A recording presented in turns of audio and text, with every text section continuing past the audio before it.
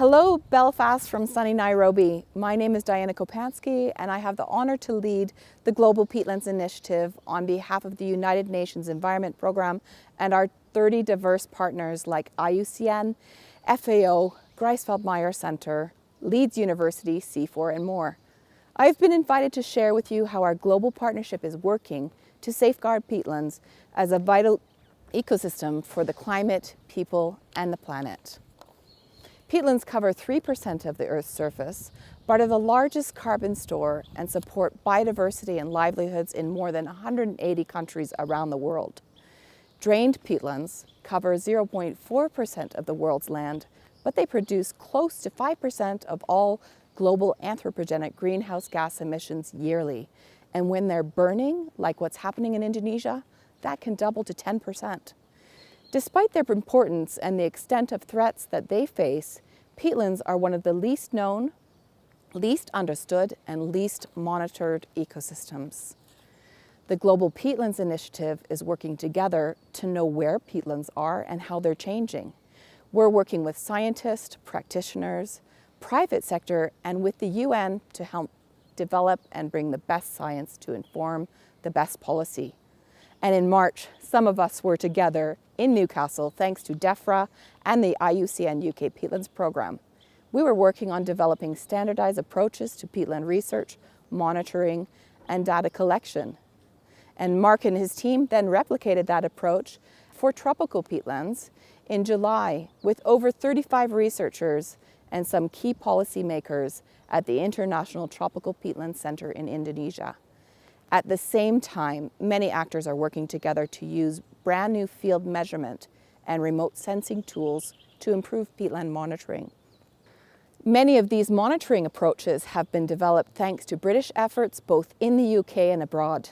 In May this year, FAO held a global peatlands monitoring workshop with contributions from many of you, and they're putting together a publication to carry forward the excellent results we have seen for others to learn from.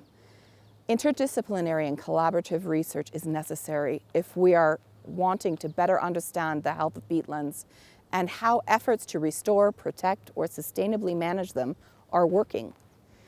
Besides working across disciplines, the initiative has been working across borders with very different political, social priorities, and as many of you know, it is challenging. But at the same time, it's very rewarding as we see through our advocacy that confidence in the science is building while the awareness and commitments of governments are growing. Most of the advances are credited to the spirit of collaboration and sharing while being open to learn from others.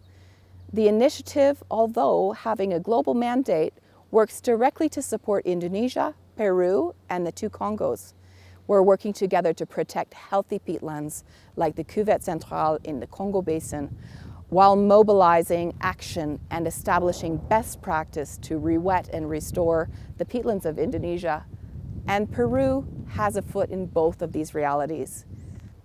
Much more work is being done, and events like this conference today are important because they bring people together, and this helps us work together for speed and joint impact. We're working across borders, across latitudes, rivers, and time zones to help these 4 major tropical countries join forces to advance the conservation and sustainable management of peatlands with expertise from our partners and support from the German International Climate Initiative. I hope that last week you were watching the UN Climate Summit, where world leaders, youth coalitions, and CEOs committed to invest in nature-based solutions. We know how important these peatlands are to the climate, biodiversity, and resilience equations. And Greta and George shared that natural climate solutions get only 2% of the money used to tackle climate breakdown, but that a viable solution to the climate crisis, nature, is right in front of us. Please join us as we work to protect, restore, and fund peatland health to help countries reach zero net greenhouse gas emissions from degraded or drained peatlands by 2050.